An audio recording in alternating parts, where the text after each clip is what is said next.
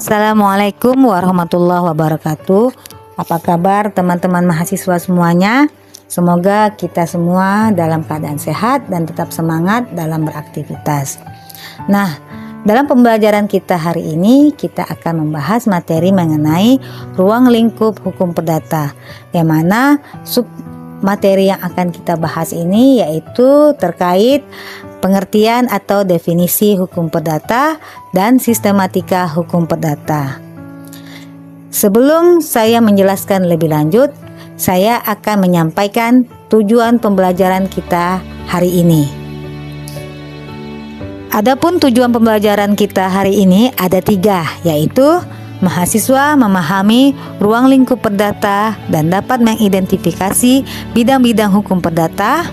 Kemudian yang kedua, mahasiswa dapat menjelaskan definisi dan sistematika hukum perdata. Dan yang ketiga, mahasiswa dapat menganalisis kasus-kasus hukum perdata dalam berbagai bidang yang relevan dengan baik.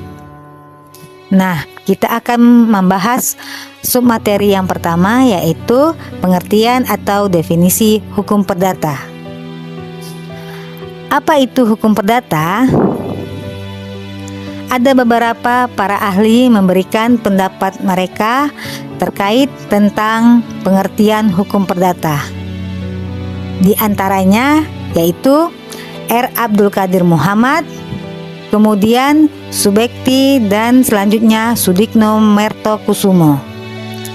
Nah, R. Abdul Qadir Muhammad ini memberikan definisi hukum perdata itu adalah hukum yang mengatur hubungan hukum antara orang perseorangan dan antara orang dengan badan hukum dalam lapangan kehidupan pribadi.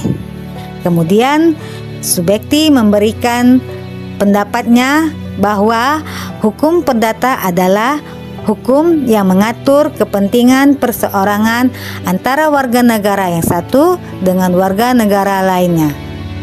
Sedangkan menurut Sudikno Mertokusumo mendefinisikan hukum perdata adalah hukum antar perorangan yang mengatur hak dan kewajiban orang perorangan yang satu terhadap yang lain dalam hubungan kekeluargaan dan dalam pergaulan masyarakat. Nah, dari berbagai pengertian hukum perdata yang telah diberikan oleh para ahli ini, maka dapat kita simpulkan apa itu hukum perdata. Silakan teman-teman mahasiswa semuanya untuk dapat memberikan pendapatnya masing-masing terkait dengan pengertian atau definisi hukum perdata ini di kolom komentar ataupun bisa melalui WhatsApp. Adapun contoh dari ruang lingkup hukum perdata ini dapat kita lihat pada di perjanjian jual beli, kemudian perkawinan, terus warisan, selanjutnya sewa menyewa, dan yang terakhir sengketa kepemilikan. Selanjutnya submateri kita berikutnya yaitu sistematika hukum perdata. Apa itu sistematika? Sistematika itu dapat diartikan sebagai susunan yang teratur. Berkaitan dengan sistematika hukum perdata Indonesia, pada dasarnya Kitab Undang-Undang Hukum Perdata merupakan salah satu sumber pokok hukum perdata di Indonesia.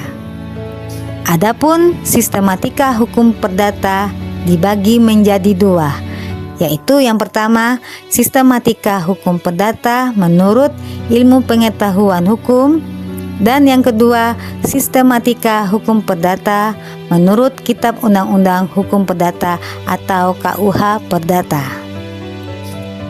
Menurut ilmu pengetahuan hukum, sistematika hukum perdata material dapat dibagi menjadi 4 bagian, yaitu yang pertama, hukum perorangan atau badan pribadi atau personen reh, 2. Hukum keluarga atau famili reh, 3. Hukum harta kekayaan atau vermogen reh, dan yang keempat, hukum waris atau erfreh.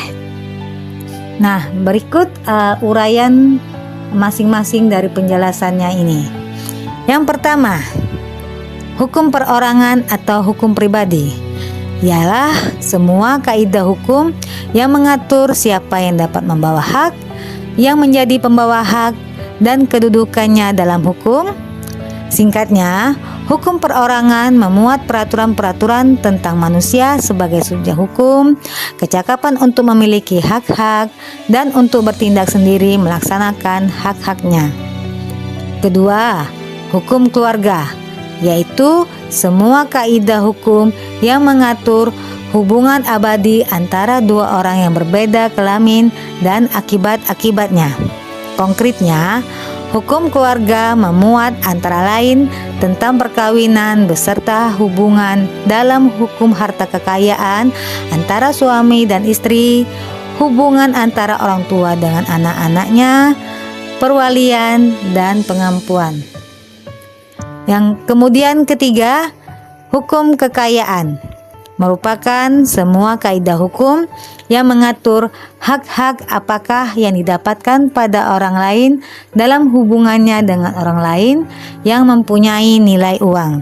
Dan yang terakhir, keempat, hukum waris, yaitu semua kaidah hukum yang mengatur bagaimana kekayaan seseorang yang telah meninggal dunia dan siapakah yang berhak atas kekayaannya itu.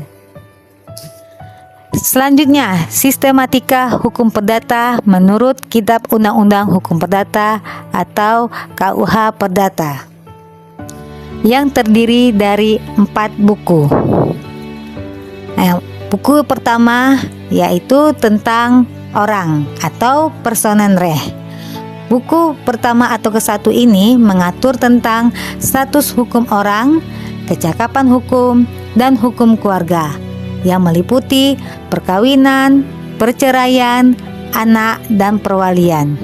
Kemudian buku kedua yaitu tentang benda atau guderenreh. Buku 2 ini mengatur tentang hak kebendaan seperti hak milik, hak guna, hipotek, dan jaminan lainnya. Selanjutnya buku ketiga yaitu tentang perihal perikatan atau verbintenissenreh. Buku ketiga ini mengatur tentang hubungan hukum antara dua pihak atau lebih dalam perjanjian, termasuk jual beli, sewa menyewa, utang piutang, dan wan prestasi. Dan yang terakhir buku keempat yaitu tentang pembuktian dan daluarsa. Buku 4 ini mengatur tentang alat bukti dalam perkara perdata dan penghapusan hak melalui daluarsa. Nah, bila digabungkan antara ilmu pengetahuan hukum dalam Kitab Undang-Undang Hukum Perdata ini, maka hukum perorangan termasuk dalam buku 1, hukum keluarga juga termasuk dalam buku 1, kemudian hukum harta kekayaan termasuk dalam buku 2 sepanjang bersifat absolut, dan juga bisa masuk ke dalam buku ketiga sepanjang bersifat relatif. Kemudian hukum waris termasuk dalam buku 2 karena dia mengatur tentang benda, sedangkan hukum waris juga mengatur benda dari waris.